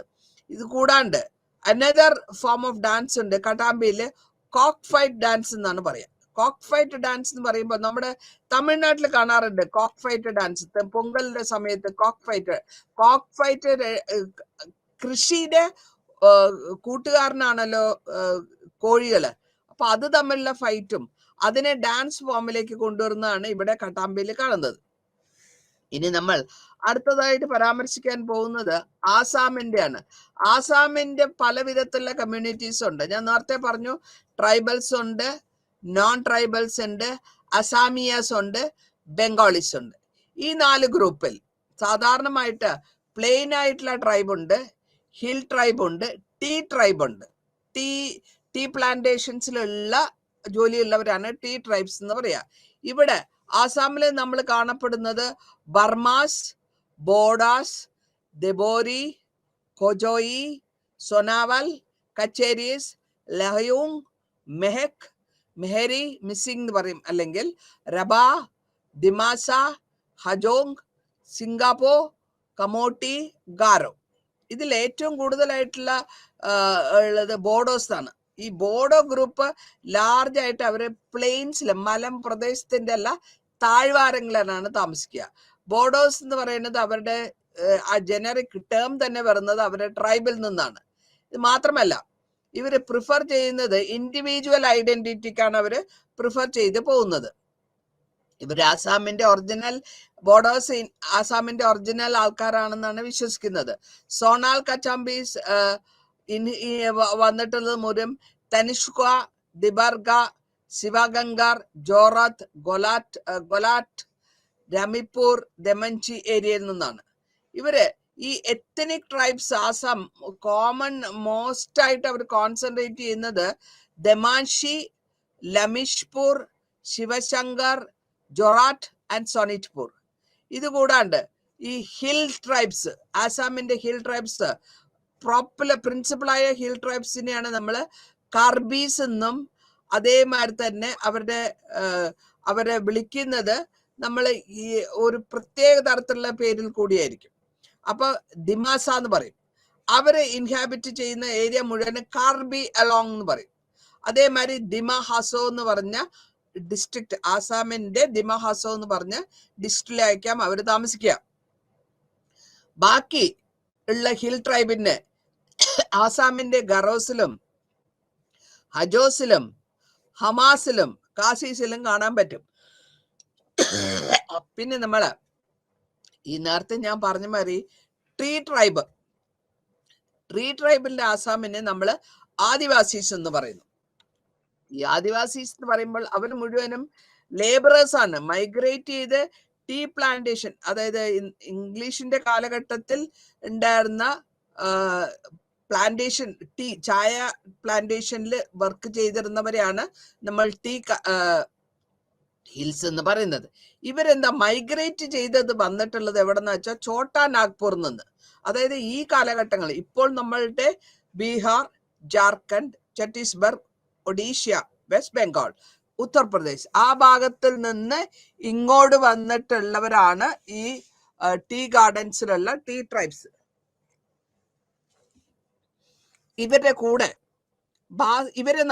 അവരൊക്കെ മൈഗ്രേറ്റ് ചെയ്ത് വന്നത് കൊണ്ടും ഇവരുടെ ഗ്രൂപ്പ് മുണ്ട, നമ്മുടെ ബ്രിട്ടീഷ് കാലത്തിൽ മുണ്ട എന്ന് പറഞ്ഞൊരു ഗ്രൂപ്പ് ഉണ്ടായിരുന്നു. മുണ്ടയുടെ ഒക്കെ ഫേമസ് ആയിട്ടുള്ള അഗ്രികൾച്ചറൽ റവല്യൂഷണറീസ് ആയിരുന്നു ആ സമയത്ത്. ഒറോൺ, സാന്താൾ ട്രൈബ്, ഇവരെ നമ്മൾ ജനറിക് നെയിമില് അല്ലെങ്കിൽ അവരുടെ ടീ ട്രൈബ്സ് എന്നാണ് വിളിച്ചിരുന്നത്. 800 കൊല്ലത്തോളം അവർ ടീ ഗാർഡൻസിൽ വർക്ക് ചെയ്തിട്ടുണ്ട്. അതുകൊണ്ടാണ് ആ ഡിസ്ട്രിക്ട്സ് ഏതൊക്കെയാന്ന് വെച്ചാൽ സൊനിത്പൂർ, ദരംഗ്, നഗുവൻ, ജൊറാത്ത്, ഗോലാഘട്ട്, ദിൽബുറ, കച്ചാർ, ഹലികണ്ടി, കരിമ്പഞ്ച്, ദിനുഷ്ക. ഇതില് ആസാമിന്റെ ട്രീ ട്രൈബ്സിനെ നമ്മൾ ഷെഡ്യൂൾ ട്രൈബ് എന്ന് പറയാൻ പറ്റില്ല. അത് അവര് ഒറിജിനൽ ഇൻഹാബിറ്റൻസ് ആണ്, ഇൻഡിജിനസ് ആയിട്ടുള്ള ആസാമിന്റെ ആൾക്കാരാണ്. ഇവരെ മാത്രമല്ല, നമ്മള് OBC ഗ്രൂപ്പിലാണ് അവര്, സെൻട്രൽ ലിസ്റ്റില് അവര് OBC ഗ്രൂപ്പിലാണ് വന്നിട്ടുള്ളത്. ആസാമീസ് റെഫർ ചെയ്തു വരുമ്പോൾ ആസാമിന്റെ സ്പീക്ക് ആസാമീസ് ലാംഗ്വേജ് ബോത്ത് മാത്രമല്ല ഹിന്ദുസും മുസൽമാനും അവിടെ ഉണ്ട്. കൂടാതെ 1980 ആസാമിയാസ് എന്ന് പറഞ്ഞിട്ട് ഒരു ഗ്രൂപ്പ്, എത്തനിക് ഗ്രൂപ്പിന്റെ ആസാമീസ് വരുന്നുണ്ട്. ലാർജസ്റ്റ് പോപ്പുലേഷൻ നോക്കുമ്പോൾ ബംഗാളീസ് ആണ്. ബംഗാളീസ് ഇൻഹാബിറ്റ് ചെയ്യുന്ന ഭാഗങ്ങൾ പേര് ബാർക്ക് വാലി. ആ വാലിയില് 2011 സെൻസസ് എടുത്തപ്പോൾ ഹിന്ദുസ്, മുസൽമാൻ, ക്രിസ്ത്യൻസ്, ബുദ്ധിസ്റ്റ് ഈ 4 ഗ്രൂപ്പ് അവിടെ കൂടുതലായിട്ട് കാണുന്നു. കാണുന്നതിന്റെ കൂടെ തന്നെ ഹിന്ദുസ് വന്ന് 61%, 61.47%. മുസ്ലിംസ് 34%, 33% എന്ന് വേണമെങ്കിൽ പറയാം. ക്രിസ്ത്യൻസ് 3.74%, വളരെ കുറവാണ്. ഏറ്റവും കുറവാണ് ബുദ്ധിസ്റ്റ്, അതായത് 1% കൂടെ താഴെയാണ്. അപ്പൊ ഈ ആസാമിന്റെ നോൺ ട്രൈബൽ ഡിസിഡൻസില് ഇത് കൂടാണ്ട് മാർവാരീസ് ഉണ്ട്, ബീഹാരീസ് ഉണ്ട്, പഞ്ചാബി സിഖ്സ് ഉണ്ട്, നേപ്പാളീസ് ഉണ്ട്. ഇതേമാതിരി പല വിധത്തിലുള്ള മുസ്ലിം പെസന്റ്, മുസ്ലിം ആയിട്ടുള്ള കർഷകരും മൈഗ്രേറ്റ് ചെയ്ത് ആസാമിൽ എത്തിയിട്ടുണ്ട്. അവരുടെ ഡിസ്ട്രിക്ട്സ് മുഴുവനാണ് ദുബ്രി എന്ന് പറയും, ബർപെത്ത, നവോങ്, മലങ്കടി ആൻഡ് നിബാറിനാണ് ഇവർ ഈ മുസ്ലിം മൈഗ്രേഷൻസ് വന്ന് കൂടുതൽ താമസിച്ചിട്ടുള്ളത്. ഇനി നമ്മൾ കാണാൻ പോകുന്നത് മേഘാലയനെ പറ്റിയാണ്. മേഘാലയയിൽ എത്ര പേരാണ് വന്നിട്ടുള്ളത് നോക്കുമ്പോൾ അവിടെയും ഇൻഡിജിനിയസ് ആയിട്ടുള്ള ട്രൈബ്സും ഉണ്ട്, നോൺ ഇൻഡിജിനിയസ് ആയിട്ടുള്ള ട്രൈബ്സും ഉണ്ട്. മേഘാലയയിലെ ഖാസീസ്, ഗറോസ്, ജനിറ്റാസ്, ഇവര് ജനിറ്റാസ് അല്ലെങ്കിൽ അവർ വിളിക്കുന്നത് പാനാർസ് എന്നാണ്. കാരണം ഇവര് കാശി പാനാർ ഗ്രൂപ്പിൽ നിന്ന് വന്നവരായതുകൊണ്ടാണ് അവരെ പാനാർസ് എന്ന് വിളിക്കുന്നത്. പോപ്പുലേഷൻ ആണെങ്കിൽ നമ്മൾ നോക്കുകയാണെങ്കിൽ 3 ട്രൈബ്, അതായത് പല വിധത്തിലുള്ള ട്രൈബിൽ നിന്നും അവര് വന്നിട്ടുണ്ട്. അങ്ങനെ ആ 3 ട്രൈബിൽ നിന്നും വന്ന ആൾക്കാരാണ് ഇവിടെ വന്ന് താമസിക്കുന്നത്. ഇപ്പൊ ഇവരുടെ ഈ കൂട്ടുകെട്ടിൽ നേപ്പാളീസ്, ലേറ്റർ ആയിട്ട് നമുക്ക് കാണാൻ പറ്റുന്നത് ബംഗാളീസ്, മാർവാരീസ്, സൗത്ത് ഇന്ത്യൻസ്, ബീഹാരീസ്, നേപ്പാളീസ്, സിഖ്, ഇവരൊക്കെ ഷില്ലോങ് ഏരിയയിലാണ് താമസിക്കുന്നത്. ഈ ട്രൈബൽസിൽ കൂടെ ഷില്ലോങ്ങിലും അതേമാതിരി നെയ്ബറിംഗ് കൺട്രികളിലും അവർ താമസിക്കുന്നു. കോമൺ ആയിട്ട് നോക്കുമ്പോൾ ഈ പ്രത്യേകത ഇവിടെ മാത്രം കാണാവുന്ന ഒരു പ്രത്യേകത എന്താന്ന് വെച്ചാല് ഇവര് അമ്മയുടെ, സ്ത്രീയുടെ കുടുംബത്തിനെയാണ് കൂടുതൽ, നമ്മുടെ മക്കത്തായം അല്ല മരുമക്കത്തായം എന്ന് പറയും, കേരളത്തിലുണ്ടത്. അതായത് ഭാര്യയുടെ കല്യാണം കഴിഞ്ഞാൽ ഭാര്യയുടെ വീട്ടിൽ പോയി താമസിക്കുക ഭർത്താവ്, അമ്മയ്ക്കാണ് സ്ഥാനം, അച്ഛനല്ല. അച്ഛന്റെ സ്ഥാനം വരുമ്പോൾ പുരുഷനായിരിക്കും മേധാവിത്വം, കുട്ടികൾക്കായിരിക്കും മേധാവിത്വം. ഇവിടെ പെൺകുട്ടികൾക്കാണ്. അതിനാണ് മേഘാലയയില് നമ്മൾ മാട്രിനീനിയൽ സിസ്റ്റം അല്ലെങ്കിൽ ആ സിസ്റ്റമാണ് ഫോളോ ചെയ്തുകൊണ്ടിരുന്നതെന്ന് നമുക്ക് അറിയാൻ പറ്റുന്നു. ഇത് കൂടാണ്ട് ഈ റീജിയൻ, നോർത്ത് ഈസ്റ്റേൺ റീജിയനിൽ ഇത് മാത്രമേ അങ്ങനെ ഒരു സിസ്റ്റത്തിൽ കൂടെ പോകുന്നുള്ളൂ. അമ്മയുടെ പേരാണ് കുട്ടിയുടെ, മകളുടെ പേരിന്റെ കൂടെ വരിക. ഡോട്ടറിന്റെ പേരിന്റെ കൂടെ അച്ഛന്റെ പേരല്ല വരുന്നത്, അമ്മയുടെ പേരും. അതേമാതിരി ആ വീട്ടിലത്തെ ഏറ്റവും ഇളയ കുട്ടിക്കായിരിക്കും, പെൺകുട്ടിക്കായിരിക്കും ആ പ്രോപ്പർട്ടി പോകുന്നതും. അതേമാതിരി ഫാമിലി ഇൻഹെറിറ്റൻസ് അങ്ങനെ വരുന്നു. മരുമകൻ വീട്ടില് കല്യാണം കഴിച്ച് വരുന്നവൻ അമ്മയുടെ വീട്ടിൽ താമസിക്കണം. അതേമാതിരി അവർക്ക് പൊളിറ്റിക്കലി പൊസിഷൻസ് ഒന്നും ഇല്ലെങ്കിലും അവരുടെ ഫാമിലി പ്രോപ്പർട്ടി ഇൻഹെറിറ്റ് ചെയ്ത് പെൺകുട്ടികൾക്കാണ് കൂടുതൽ. അത് നമ്മുടെ കേരളത്തിലുള്ള ഒരു സിസ്റ്റമാണത്. ഇത് കൂടാണ്ട് 50% പോപ്പുലേഷൻ സ്റ്റേറ്റിലെ കാസീസ് ഉണ്ട്. അതുകൂടാണ്ട് കാസി മൈത്തോളജിയിൽ നോക്കുകയാണെങ്കിൽ അവര് ഹേർട്ടിലാണ്, ഹെർപ്പ് എന്നാ വിളിക്കുക. ഇതിലും ഹിന്ദുസ്, ക്രിസ്ത്യൻസ്, മുസ്ലിംസും മേഘാലയയിൽ കാണാൻ പറ്റും. ഇവരുടെ ഫെസ്റ്റിവൽ എന്താന്ന് വെച്ചാല് കാസി ട്രൈബിന്റെ ഒരു ഫെസ്റ്റിവൽ ഉണ്ട്. ആ ഫെസ്റ്റിവലിൽ നോക്കുകയാണെങ്കിൽ 5 ദിവസത്തെ ഫെസ്റ്റിവലാണ്. കാസി കബാംഗ്ല എന്ന് പറയും. നൊക്ര ഡാൻസ് ഉണ്ട്. ഈ നൊക്രം ഡാൻസിൽ ആനുവലായിട്ട് അവർ ഒരു വില്ലേജിലാണ് നടത്തുക. 12 കിലോമീറ്റർ ഷില്ലോങ്ങിൽ നിന്നുള്ള വില്ലേജിലാണ് നടത്തുന്നത്. ഈ കോമൺ ആയ ട്രഡീഷൻ ആണിത്, ഹിമ എന്ന് പറയുന്നത്. ഈ ഷില്ലോങ്ങിൽ ഈ സെക്കൻഡ് വീക്കിലാണ്, ഏപ്രിലിന്റെ സെക്കൻഡ് വീക്കിലാണ് ഈ ഡാൻസ് നടത്തുക. ഇനി ഏറ്റവും കളർഫുൾ ആയിട്ടുള്ള ഒരു ഫെസ്റ്റിവൽ ആയിട്ടാണ് ജാനീസ് എന്ന് പറയാ. ജോവരി ജനീറ്റ ഹിൽസില് ജൂലൈ മാസത്തിൽ നടക്കുന്ന ഒരു കളർഫുൾ ആയ സെലിബ്രേഷൻ ആണ്. വംഗല ഫെസ്റ്റിവൽ എന്ന് പറഞ്ഞിട്ട് ഒരുണ്ട്. അത് ഒരാഴ്ചത്തെ ഫെസ്റ്റിവൽ ആണ്. അത് സൺ ഗോഡിനെയാണ് അവര് വർഷിപ്പ് ചെയ്യുന്നത്. മാസമാണെങ്കിൽ ഒക്ടോബർ തുടങ്ങി നവംബർ വരെ. ഇനി നമ്മൾ നോക്കാൻ പോകുന്നത് മണിപ്പൂർ ആണ്. മണിപ്പൂരിൽ ഇവരുടെ ഇതേമാതിരി തന്നെ നാഗാസ് ഉണ്ട്, കുക്കീസ് ഉണ്ട്, ചിൻസ് ഉണ്ട്, മിറ്റബി പന്തൽസ് ഉണ്ട്.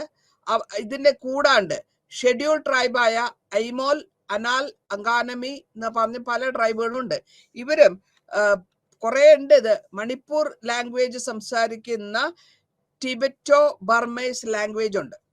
മൈത്തി ലാംഗ്വേജ് ആയ മദർ ടങ് മെയ്റ്റി പീപ്പിൾ അവരും അവിടെ താമസിക്കുന്നുണ്ട്. ലിംഗ്വ ഫാർമ സ്റ്റേറ്റിലാണ്.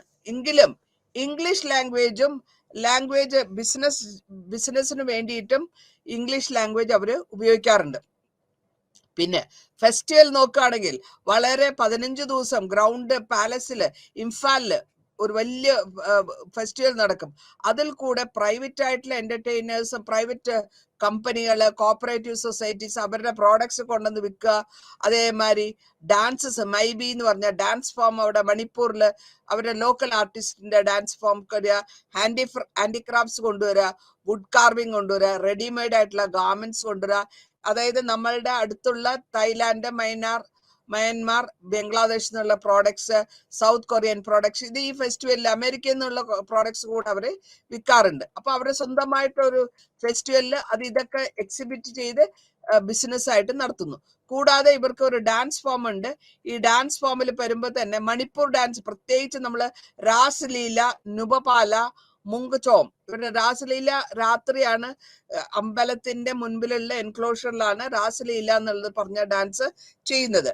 പിന്നെ മിസോറം ആണ് അടുത്ത സ്റ്റേറ്റ്. ഇവിടെ മിസോറം ലീവ്സിൽ വരുമ്പോൾ മിസോ ഹിൽസിലാണ് കൂടുതൽ താമസിക്കുന്നത്. ഇവരുടെ ഫോർമൽ ആയിട്ടുള്ള പേര് വന്നിട്ട് ലേയ്സ് എന്ന് പറയും. അതിന് കൂടാണ്ട് 11 മൈനർ ട്രൈബും ഉണ്ട്. ഈ വേരിയസ് പല വിധത്തിലുള്ള ട്രൈബിന് കുക്കി, ചിൻ, ലസി എന്നാണ് ആദ്യ കാലഘട്ടത്തിൽ വിളിച്ചിരുന്നത്. പിന്നെ അത് കൂടാണ്ട് മിസോറാം, ത്രിപുര, മണിപ്പൂർ, ആസാം, ബംഗ്ലാദേശ് ഇവരൊക്കെ സിറ്റുവേഷണൽ ഐഡന്റിറ്റി അനുസരിച്ചിട്ട് പോകുന്ന ആൾക്കാരാണ്. ഈ മൈറ്റീസില് മാരാസ് എന്ന് പറഞ്ഞൊരു ഗ്രൂപ്പ് ഉണ്ട്. പാർവീസ് ഓൾസോ വേറൊരു ഗ്രൂപ്പാണ് മിസോസിന്റെ. ചിൻസ്, മൈനാസ് ഒക്കെ മിസോസിന്റെ ഒരു വേറൊരു വിധമാണ്. അപ്പൊ ഇങ്ങനെ മിസോറാം ചീഫ് മിനിസ്റ്റർ ഇപ്പൊ ഈ അടുത്ത കാലത്ത് എക്സ്റ്റൻഷൻ കൊടുത്ത് 21 വരെ ചൈനീസിന്റെ ചിൻ മൈഗ്രൻസും മയൻമാറിൽ വരുന്ന റെഫ്യൂജീസിനെയും മിസോ ഫെല്ലോ ട്രൈബൽസിലായിട്ട് അവര് എടുത്ത് ആദരിക്കുന്നു. ഇനി എത്തനിസിറ്റിയും ലാംഗ്വേജും നോക്കുമ്പോൾ മിസോസിലെ ടിബറ്റോ ബർമൻ ആണ് കൂടുതൽ. ദുലിയാൻ എന്ന് പറഞ്ഞ ലിംഗ ഫാർമ ആണ് അവർ ഉപയോഗിക്കുന്നത്. ഡെത്ത് റിച്വൽസും അതേമാതിരി ക്രിസ്ത്യാനിറ്റി ഒരുപാടുണ്ട്. അതായത് ഡെത്തില് അവനെ ബറി ചെയ്യാൻ സമ്മതിച്ചാൽ, മരണത്തിൽ മിസോ ആണോ എന്നുള്ളത് അറിയുന്നത് അവരുടെ മരണശേഷമാണ്. നോൺ മിസോനെ ബറി ചെയ്യാൻ സമ്മതിക്കില്ല. അങ്ങനെയാണ് നമ്മൾ മനസ്സിലാക്കുന്നത്. ഇവരുടെ കൾട്ടിവേഷൻ എന്താ വെച്ചാൽ ബാംബു ആണ്. ബാംബു കൃഷി, മുള, അതിൽ കൂടെ ബാംബുവിന്റെ ഫുഡാണ് അവർക്ക് സപ്ലൈ ഫുഡ് വരുന്നത്. അതും ഈ ബാംബു പൂക്കുന്നത് 50 കൊല്ലത്തിന്റെ ഇടയിലാണ്. അതാണ് അവർക്ക് ബാംബുവിന്റെ ഫുഡ് ഷോർട്ടേജ് വരാനുള്ള കാരണം. ഇതുകൂടാണ്ട് ഇനി നമ്മൾ നോക്കാൻ പോകുന്നത് ഇവരുടെ സെലിബ്രേഷൻസ് വരികയാണെങ്കിൽ സെലിബ്രേറ്റ് ചെയ്യുന്നത് പോപ്പുലർ ഡാൻസ് മിസോറത്തിലെ ചൊബു ബാംബു ഡാൻസ് നമ്മൾ ഇതിൽ കാണാറുണ്ട്. മുള വെച്ചിട്ടുള്ള ഡാൻസുകളൊക്കെയാണ് അവരുടെ ഫേമസ് ആയിട്ടുള്ളത്. ഇനി ഞാൻ പറയാൻ പോകുന്നത് നാഗാലാൻഡിനെ പറ്റിയാണ്. നാഗാലാൻഡിലെ പല വിധത്തിലുള്ള ട്രൈബുകളുണ്ട്. 16 മെയിൻ ട്രൈബുകളുണ്ട്. അത് കൂടാണ്ട് ജനറിക് ആയിട്ടുള്ള വേറെ നാഗാസ് എന്നാണ് അവരെ പേര് വിളിക്കുന്നത്. പല വിധത്തിലുള്ള ഭാഷകളാണ്. നേരത്തെ പറഞ്ഞ മാതിരി ഹിന്ദുസ് ഉണ്ട്, മുസൽമാനും ഉണ്ട്, അവരുടെ ഏരിയയിലുള്ളവരുണ്ട്. പല വിധത്തിലുള്ള ലാംഗ്വേജ് ആണ് നാഗാലാൻഡിൽ സംസാരിച്ചു കൊണ്ടിരിക്കുന്നത്. ആ ലാംഗ്വേജ് ഒക്കെ നമ്മളുടെ ഫോക്ക് സോങ്സ് വഴിയും ഡാൻസ് വഴിയും റിസൈറ്റലിലും ട്രഡീഷണൽ ആയിട്ടുള്ള നാഗാലാൻഡിൽ കൂടെ പോകുന്നു. ഹോൺബിൽ എന്ന് പറഞ്ഞിട്ട് ഒരു ഫെസ്റ്റിവൽ ഉണ്ട് അവർക്ക്. ഹോൺബിൽ ഫെസ്റ്റിവൽ നാഗാലാൻഡില് December 2000 government, Indian government interaction ചെയ്യാൻ വേണ്ടിയും ഇന്റർ ട്രൈബൽ ഇന്ററാക്ഷനെ പ്രൊമോട്ട് ചെയ്യാൻ വേണ്ടി കൾച്ചറൽ ഹെറിറ്റേജിൽ അത് കൊണ്ടുവന്നിട്ടുണ്ട്. ഇനി അടുത്തതായിട്ട് നമ്മൾ പറയാൻ പോകുന്നത് ത്രിപുരയെ പറ്റിയാണ്. ത്രിപുരയിലെ 2 ടൈപ്പ് എത്തനിക് ഗ്രൂപ്പ് ഉണ്ട്. ഒന്ന് ട്രൈബൽസും ഇൻഡിജിനിയസ് പീപ്പിളും നോൺ ട്രൈബൽസും. ആ നോൺ ട്രൈബൽസിൽ തന്നെ 19 മെയിൻ ട്രൈബ് ഉണ്ട്, പലവിധമായ സബ് ട്രൈബും ഉണ്ട്. ഈ മേജർ ത്രിപുര ഏരിയ ഏതൊക്കെയാന്ന് വെച്ചാൽ ത്രിപുര, റേയാങ്, ചിക്കമ, ഹംഗലാം, ഗാറോ, ലബിസി ആൻഡ് ഡാർലോങ്. ഇവിടെ 1921 സിക്കിമിന്റെ സെൻസസ് എടുത്തപ്പോൾ 83%, 8%, 4% എന്നുള്ള വിധത്തിൽ ഹിന്ദുസ്, മുസൽമാൻസ്, ക്രിസ്ത്യൻസിനെയും കണ്ടിരുന്നു. ഈ കമ്മ്യൂണിറ്റികളെല്ലാം കൂടെ ചേർന്ന് 30% പോപ്പുലേഷൻ, ത്രിപുരയുടെ ടോട്ടൽ പോപ്പുലേഷൻ. ഇത് കൂടാണ്ട് ഇവിടെ ബംഗാളീസ് വരുന്നുണ്ട്. Large share Bengalis, migration Bengali speaking people അവിടെ പാർട്ടീഷൻ ചെയ്തതിനു ശേഷം പോയവരുണ്ട്. അവരും അവിടെ എക്സിസ്റ്റ് ചെയ്ത് പോകുന്നു. ത്രിപുരി കൾച്ചറിൽ കൂടിയാണ് അവർ പോകുന്നതെങ്കിലും സ്പോക്കൺ ലാംഗ്വേജ് മെജോറിറ്റി ആയിട്ട് ബംഗാളിയാണ്. അതേമാതിരി തന്നെ കൊക്കബോറ എന്ന് പറഞ്ഞ ഒരു ലാംഗ്വേജും അവർ സംസാരിക്കാറുണ്ട്. ഡാൻസ്, മ്യൂസിക് ത്രിപുരയുടെ ട്രൈബൽസിൽ തന്നെ അതേമാതിരി അവരും ഇത് ഫോളോ ചെയ്ത് പോകുന്നുണ്ട്. ഇനി നമ്മൾ അടുത്ത് നോക്കാൻ പോകുന്നത് സിക്കിമാണ്.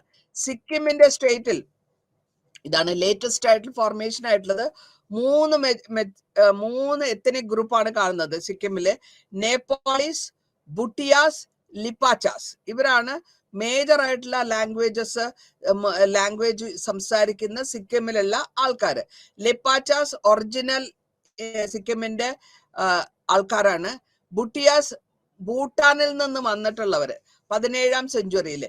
നേപ്പാളീസ് വന്നിട്ടുള്ളതാണെങ്കിൽ അവര് 19ാം നൂറ്റാണ്ടിലാണ് നേപ്പാളിൽ നിന്ന് വന്നിട്ടുള്ള നേപ്പാളീസാണ് അവിടെ താമസിക്കുന്നത്.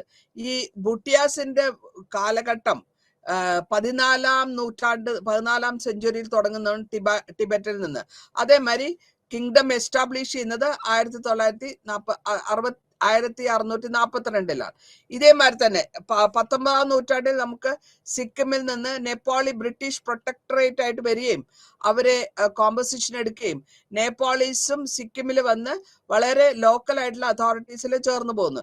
ഈ എത്തനിക് ഗ്രൂപ്പ്സ് ആയ ലേച്ചാസ്, ബുട്ടിയാസ്, നേപ്പാളീസ് അവരുടേതായ ഭാഷയിലാണ് സംസാരിക്കുന്നത്. അവരുടെ ഡയലക്റ്റും വ്യത്യാസങ്ങൾ ഉണ്ടാവും. നേപ്പാളി ലാംഗ്വേജിലും അതേമാതിരി ലിംഗ്വ ബേസിക്സിൽ വ്യത്യാസം വരുന്നുണ്ട്.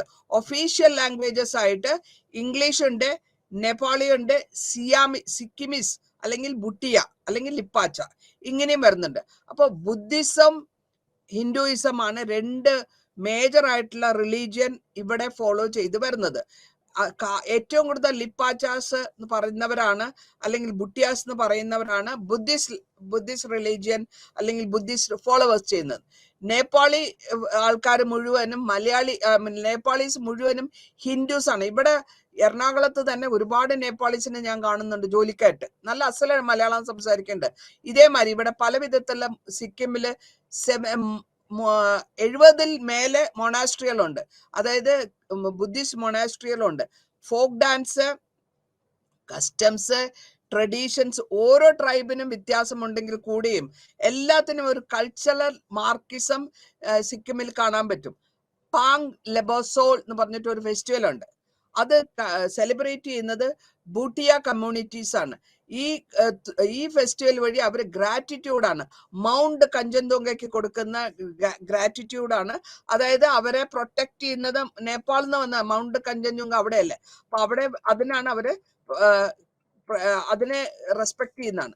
അപ്പൊ നമ്മൾ ഈ ചാപ്റ്ററിന്റെ അവസാന ഭാഗത്തിൽ നാം നോക്കുകയാണെങ്കിൽ ഇങ്ങനത്തെ പല വിധത്തിലുള്ള ഗ്രൂപ്പ്സ് ചേർന്നിട്ടുള്ളതാണ് എത്തനിക് ഗ്രൂപ്പ്സും അവർ നമ്മളുടെ നാട്ടിൽ ജീവിച്ചുകൊണ്ട് ആന്ധ്രാപ്രദേശിൽ മാത്രമല്ല, ആസാമിൽ മാത്രമല്ല, പലവിധ ഭാഷകൾ ജീവിച്ചുകൊണ്ടും മേഘാലയയിലും കാസീസും നാഗാലാൻഡിലും എല്ലാം നമുക്ക് ഈ ആൾക്കാരെ കാണാൻ പറ്റുന്നുണ്ട്. സിക്കിമിലാണെങ്കിൽ ഏറ്റവും കൂടുതൽ സിക്കിമിൽ കാണുന്നത് ലിപ്പാച്ച്, ഭൂട്ടിയാസ്, നേപ്പാളീസ് ആണ്. ഞാൻ നേരത്തെ പറഞ്ഞു. ത്രിപുരയുടെ സോഷ്യൽ എത്നിക് സൊസൈറ്റിയിൽ കൂടെയും നമ്മൾ സെവറൽ ട്രൈബിനെ പറ്റി പരിചയപ്പെട്ടു. അവർ സംസാരിക്കുന്ന ഗൊക്കുബോറ ലാംഗ്വേജും ബംഗാളീസ് കൂടുതലായിട്ട് ബംഗാളി ലാംഗ്വേജ് ആണ് സംസാരിക്കുന്നത്. ഇതോടുകൂടി ഈ സെക്കൻഡ് ചാപ്റ്റർ ഇവിടെ അവസാനിക്കുകയാണ്. അപ്പോൾ നിങ്ങൾ പുസ്തകങ്ങൾ വായിച്ച് മനസ്സിലാക്കുക, അതിൽ നിന്ന് വേണ്ട വിധത്തിലുള്ള റെഫറൻസ് ചെയ്തോളുക. അതിനുശേഷം നമുക്ക് അടുത്ത ചാപ്റ്ററിലേക്ക് അടുത്ത ക്ലാസ്സിൽ കാണുന്നതായിരിക്കും. നമ്മൾ അതുവരെ നന്ദി, നമസ്കാരം.